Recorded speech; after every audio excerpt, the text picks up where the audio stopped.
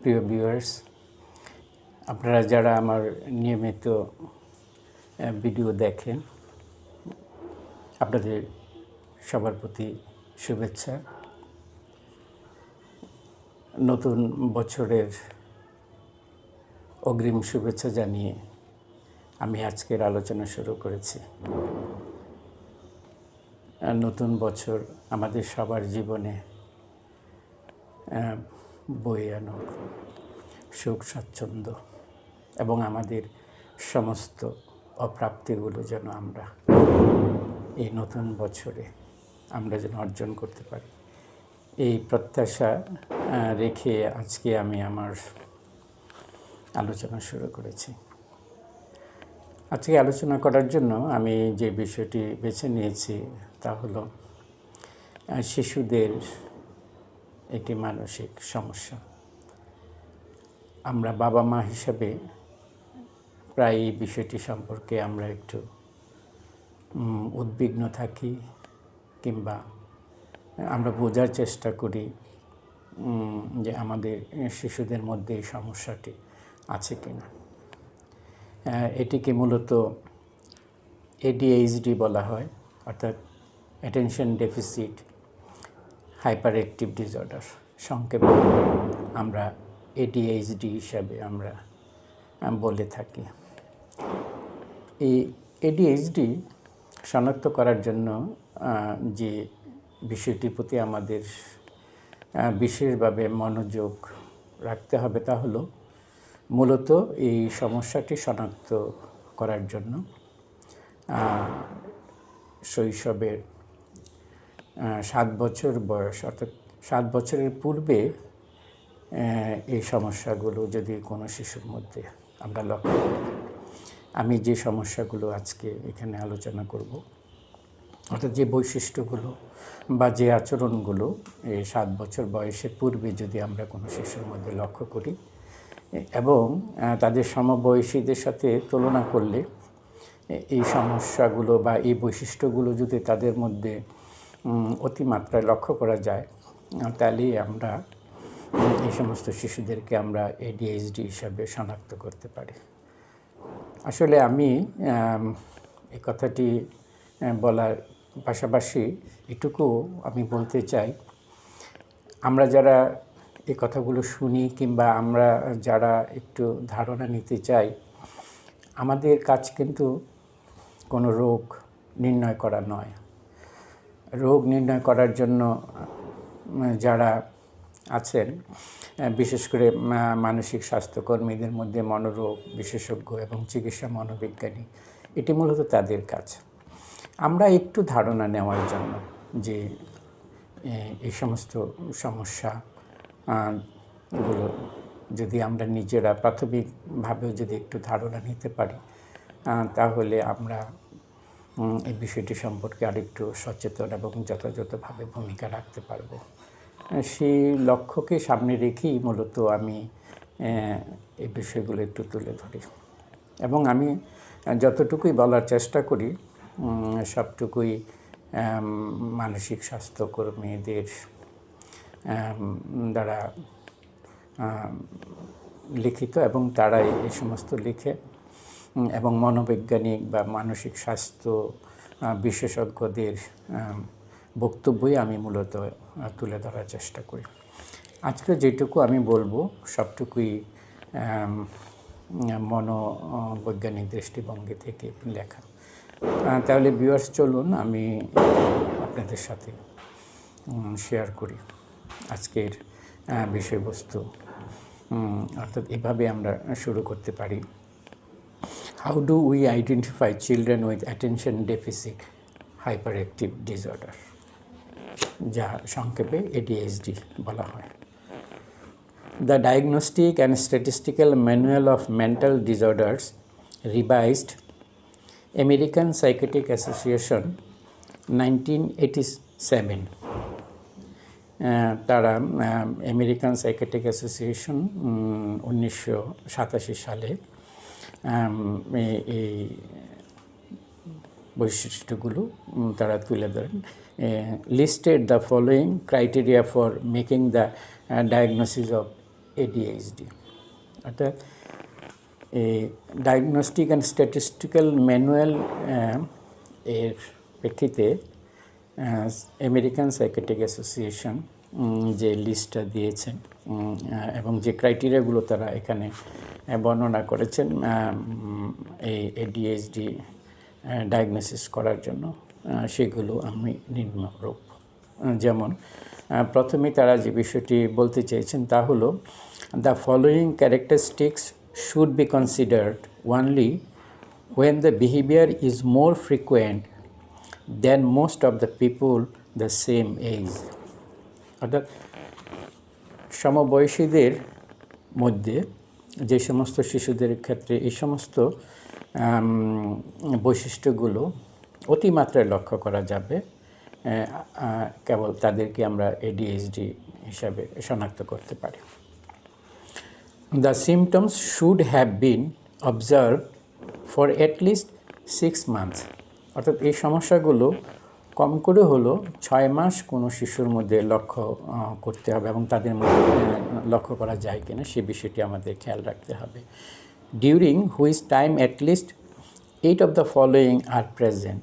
এখানে যে বৈশিষ্ট্যগুলো বা যে আচরণগুলোর কথা বলা হয়েছে এগুলোর মধ্যে কম করে হলো 8টি সমস্যা বা বৈশিষ্ট্য বা লক্ষণ বা সিমটম আমরা যদি তাদের মধ্যে লক্ষ্য করি তাইলে আমরা এই সমস্ত শিশুদেরকে ADHD আমরা বলতে পারবো। 1 number, often fidgets with hands or feet or squirms in seat.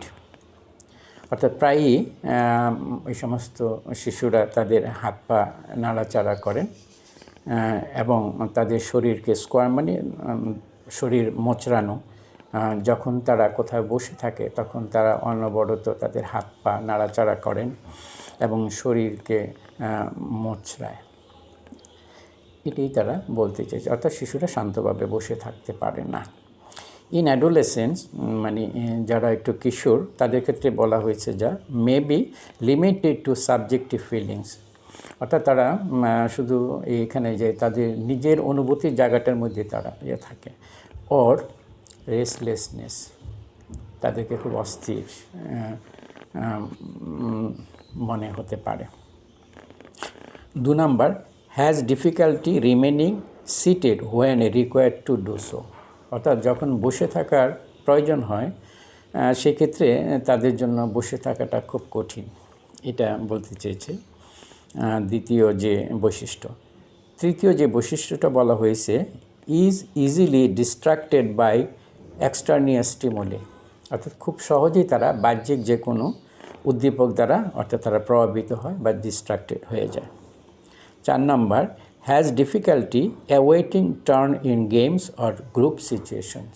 অর্থাৎ তারা যখন কোনো দলভুক্ত হয়ে কোনো কিছু করার প্রয়োজন হয় কিংবা কোনো খেলায় অংশগ্রহণ করার ক্ষেত্রে যে তারা অপেক্ষা করতে পারে না, যে ধারাবাহিক বা পালাক্রমে যে সমস্ত গেমগুলোতে অংশগ্রহণ করার কথা সেই জায়গাগুলোতে তারা পারে না। অর্থাৎ তারা অন্যদের মতো এই জায়গাটায় সেরকম করে তারা অপেক্ষা করতে পারে না, এটা তাদের জন্য খুব কঠিন হয়ে যায়। 5 number, often blurts out answers to questions before they have been completed. অর্থাৎ ADHDতে যে সমস্ত শিশুরা ভোগেন তারা তাদেরকে কোনো প্রশ্ন করা হলে তারা উত্তর অর্থাৎ সম্পূর্ণ না করে তারা খুব দ্রুত এবং অসম্পূর্ণ প্রশ্নের উত্তর তারা দিয়ে ফেলেন, এটা তাদের মধ্যে লক্ষ্য করা যায়। 6 number, has difficulty following through on interaction from others. অর্থাৎ তারা অন্যদের কথোপকথনের জায়গাটায় তারা তাদের জন্য অংশগ্রহণ করা বা অন্যরা কী বলছে ইনস্ট্রাকশনস দিচ্ছে, অন্যদের নির্দেশনা, অন্যদের তারা কথা তারা শোনা তাদের জন্য খুব কঠিন হয়ে যায়। অর্থাৎ তারা অন্যরা কী বলছে সেই বিষয়গুলো তারা সহজে তারা মানতে পারে না বা অনুকরণ করতে পারে না। তবে একটা কথা এখানে মনে রাখতে হবে, not due to oppositional behaviour or failure to comprehension.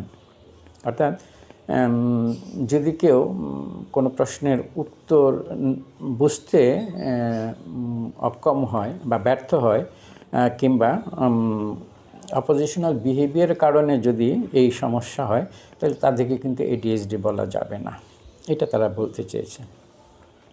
Has difficulty sustaining attention in task or play activities. অর্থাৎ তারা খেলাধুলা কিংবা তাদের যে সমস্ত মনোযোগের যে কাজগুলো আছে সেখানে তারা কিন্তু মনোযোগটা ধরে রাখতে পারে না, অর্থাৎ তাদের মনোযোগ নষ্ট হয়ে যায় বা তারা মনোযোগ দিয়ে একটানা মনোযোগ দিয়ে কোনো কিছু তারা করতে পারে না। Often shifts from one uncompleted activity to another. অর্থাৎ তারা কোনো কাজই শেষ করতে পারে না, অর্থাৎ কোনো কাজ শেষ না করে একটা শেষ না করে আরেকটাতে তারা চলে যায়, অর্থাৎ তারা কোনো জিনিস সম্পূর্ণ করতে পারে না যারা ADHDতে ভোগেন।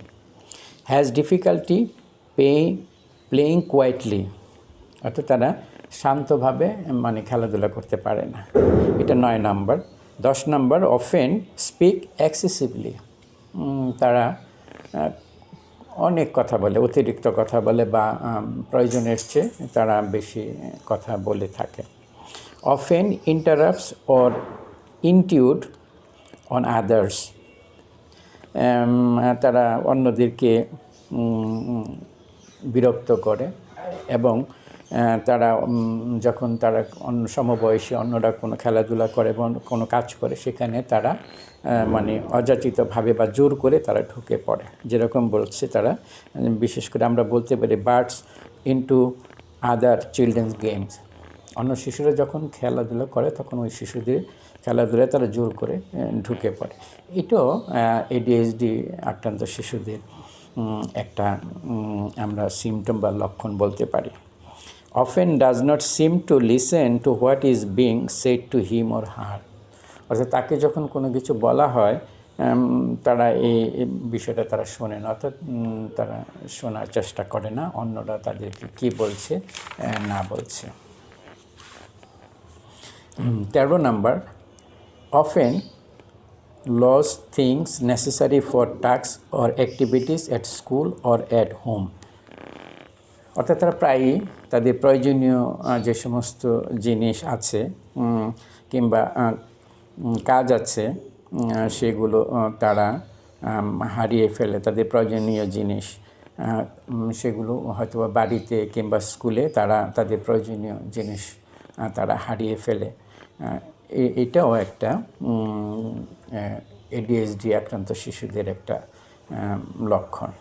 Often engage in physically dangerous activities without considering possible consequences. অর্থাৎ পরিণতি না বুঝেই শারীরিকভাবে খুব বিপজ্জনক বিভিন্ন কর্মকাণ্ডে কিন্তু তারা নিজেদেরকে জড়িয়ে ফেলে। অর্থাৎ এই সমস্ত শিশুরা অনেক বিপজ্জনক কর্মকাণ্ড তারা করে ফেলে।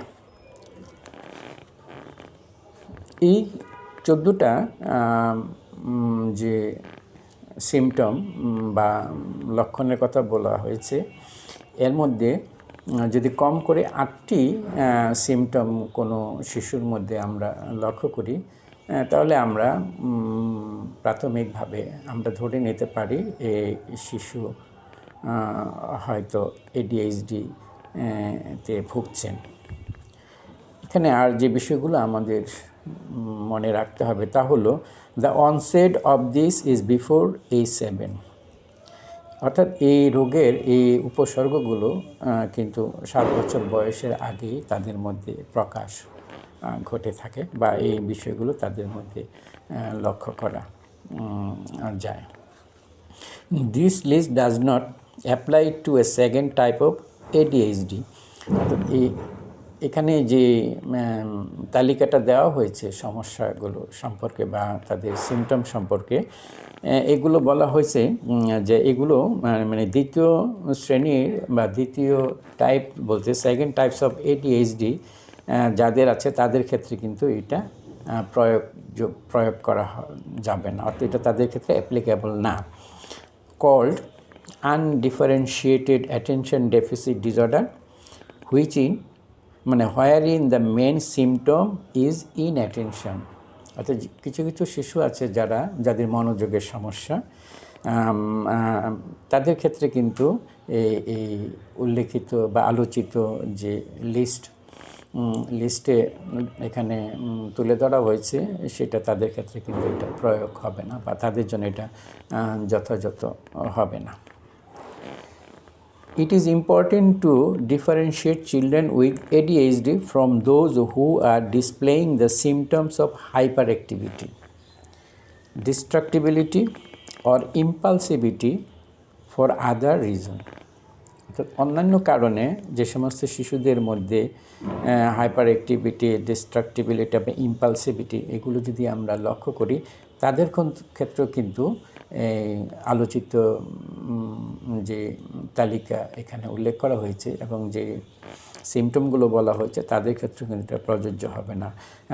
কারণ যে সমস্ত কারণে বলছে সাসেস অ্যাংজাইটি, ডিপ্রেশন অর নেগেটিভ বা অপোজিশনাল বিহেভিয়ার, অ্যাংজাইটির কারণে, ডিপ্রেশনের কারণে বা অপোজিশনাল বিহেভিয়ার, এই সমস্ত কারণে যাদের মধ্যে ADHD লক্ষ্য করা যাবে তাদের ক্ষেত্রে কিন্তু এই লিস্ট প্রযোজ্য হবে না, এটা তারা এখানে বলতে চেয়েছে। তাছাড়া ডায়াগনোসিসের ক্ষেত্রে আমাদের আরও যে বিষয়গুলো লক্ষ্য করা যেতে পারে তা হলো the diagnosis of ADHD should involve an examination by a physician. অর্থাৎ এই পরীক্ষাটা বা এদেরকে শনাক্তকরণের কাজটা কিন্তু ফিজিশিয়ানদের, to rule out medical or neurological factors. A psychological evaluation of the child's cognitive, educational, social, and emotional status, and observations by the parents and teachers using structured rating scale. অর্থাৎ এই ADHD শনাক্ত করার দায়িত্বটা মূলত ফিজিশিয়ানদের। তারা যে বিষয়টা খোঁজার চেষ্টা করেন যে এই সমস্যার জন্য তার কী ধরনের মেডিকেল কিংবা নিউরোলজিক্যাল ফ্যাক্টরস দায়ী। সাইকোলজিক্যাল যে ইভ্যালুয়েশন করা হয় তার ক্ষেত্রে দেখা হয় যে কগনিটিভ, জ্ঞানগত, এডুকেশনাল, শিক্ষা, সোশ্যাল, সামাজিক অ্যান্ড ইমোশনাল স্ট্যাটাস, আবেগীয় যে অবস্থাটা মূল্যায়ন করা, এবং এই অবজারভেশনটা বাই দ্য প্যারেন্টস, এই মূল্যায়নের ক্ষেত্রে অভিভাবকদেরকে এবং টিচারদেরকে একটা স্ট্রাকচার, একটা রেটিং স্কেল দেওয়া হয়। এটা তারা ব্যবহার করে শিশুদের ADHD তারা শনাক্ত করতে পারে। Due to the pervasive and developmental nature of ADHD, treatment usually must include a variety of therapies. অর্থাৎ এই সমস্ত শিশুদের চিকিৎসার ক্ষেত্রে বিভিন্ন ধরনের থেরাপির দরকার হয়, এটাই তারা এখানে বলতে চেয়েছে। This children are often very difficult to manage. এটা আমাদের মনে রাখতে হবে যে এই সমস্ত শিশুদেরকে কিন্তু নিয়ন্ত্রণ করা বা এদেরকে পরিচালনা করা কিন্তু খুব কঠিন এবং জটিল। So training parents and teachers in the use of behaviour management techniques. অর্থাৎ এই জন্য অভিভাবক বা পিতামাতা এবং শিক্ষকদেরকে প্রশিক্ষিত করা হয় কিভাবে বিহেভিয়ার ম্যানেজমেন্ট টেকনিক্স, আচরণ নিয়ন্ত্রণ করার যে সমস্ত কৌশল আছে সেই কৌশলগুলো তাদেরকে শিখিয়ে দেওয়া হয়। That focus on appropriate structure, consistency and consequences is of prime importance. এখানে সবচেয়ে প্রধান গুরুত্বপূর্ণ বা প্রধান যে আমাদের বিষয়টি মনে রাখতে হবে বা জরুরি যে বিষয়টি আমাদের জন্য সেটা হলো যে আমরা এক্ষেত্রে কিন্তু আমাদের যে জায়গাটা ফোকাস করতে হবে অন অ্যাপ্রোপ্রিয়েট স্ট্রাকচারটা যেন যথার্থ হয়, কনসিস্টেন্সি ধারাবাহিকতা থাকে, অ্যান্ড কনসিকুয়েন্সেস এবং তার পরিণতিটা বা কীরকম হয় সেই বিষয়টা কিন্তু আমাদের মনে রাখতে হবে এই সমস্ত শিশুদেরকে নিয়ে যারা আমরা কাজ করি। The child is also in need to informative about his or her behaviour. অর্থাৎ এই সমস্ত শিশুদেরকে শিক্ষা দেওয়ার ক্ষেত্রে বা তাদের আচরণ সংশোধনের ক্ষেত্রে যে কাজটি করতে হবে, তারা যে সমস্ত আচরণ করে সেই আচরণ সম্পর্কে ওই শিশুদেরকে কিন্তু অবগত করতে হবে, এটি তারা বলতে আছে। অর্থাৎ তাদেরকে আমাদের বারবার তাদেরকে এই জায়গাটায় তাদেরকে আমাদের বলতে হবে, তাদেরকে সচেতন করতে হবে তাদের এই আচরণ সম্পর্কে। And specific help in learning how to gain more control of his behaviour. অর্থাৎ এখানে মূল লক্ষ্যই হলো ওই সমস্ত শিশুদের মধ্যে যেন একটা আত্মনিয়ন্ত্রণ আসে, অর্থাৎ নিজেদেরকে যেন তারা নিয়ন্ত্রণ করা শিখে। এই শিক্ষাটাই কিন্তু এখানে মুখ্য। এই সমস্ত শিশুদেরকে আমাদের শিখাতে হয় কীভাবে তারা তাদের নিজেদেরকে নিয়ন্ত্রণ করতে পারে বা নিয়ন্ত্রণ করার কাজটাই কিন্তু আমাদের তাদেরকে শিখাইতে হবে। The use of the stimulant medication can also be very helpful. এই সমস্ত বাচ্চাদের জন্য কখনো কখনো ঔষধের দরকার হয় এবং তাদের জন্য সহযোগী হিসাবে কাজ করে ইন ডিক্রিজিং, কমিয়ে আনতে impulsivity, activity levels and disruption, while increasing connection, attention span and compliance. অর্থাৎ এই সমস্ত শিশুদের ক্ষেত্রে অনেক সময় ঔষধ তাদের মধ্যে যে হাইপার অ্যাক্টিভিটি, ইম্পালসিভিটি কিংবা তাদের মধ্যে যে সমস্ত অপ্রয়োজনীয় আচরণ আছে সেগুলো কমিয়ে আনা এবং পাশাপাশি যেটা ইনক্রিজ করে সেটা হলো connection, attention span and compliance. এবং তারা তখন আস্তে আস্তে তারা মেনে নিতে শিখে বা অন্যদের কথা তারা শোনা চেষ্টা করে। এটুকুই এখানে তারা বলার চেষ্টা করেছে। আমরা যদি এটুকু মোটামুটি আমরা বুঝে নিতে পারি এবং আমরা যদি লক্ষ্য রাখি কোনো শিশুর মধ্যে যদি এই ধরনের আচরণ কখনো দেখা যায় 7 বছর বয়সের আগে, তাহলে এখানে যে তালিকাটা আমি আলোচনা করেছি, এখানে 14টি সিমটমের কথা বলা হয়েছে। এর মধ্যে কম করে হলো 8টি সিমটম যদি কোনো শিশুর মধ্যে 7 বছর বয়সের আগে লক্ষ্য করা যায়, তাহলে আমরা তাদেরকে ADHD হিসাবে শনাক্ত করতে পারি। আশা রাখি আপনারা আমার এই আলোচনা থেকে একটু ধারণা নিতে পারবেন। যদি আমার এই আলোচনা আপনাদের ভালো লাগে, আমি অনেক খুশি হব এবং আমি চাই যে আমরা আমাদের শিশুদেরকে যেন আমরা সঠিক এবং যথাযথভাবে যেন আমরা তাদের সহযোগিতা করতে পারি এবং কোনো শিশু যদি কোনো কারণে যদি কোনো সমস্যার মধ্যে দিয়ে যায়, আমরা যেন তাদের সহযোগিতা করতে পারি।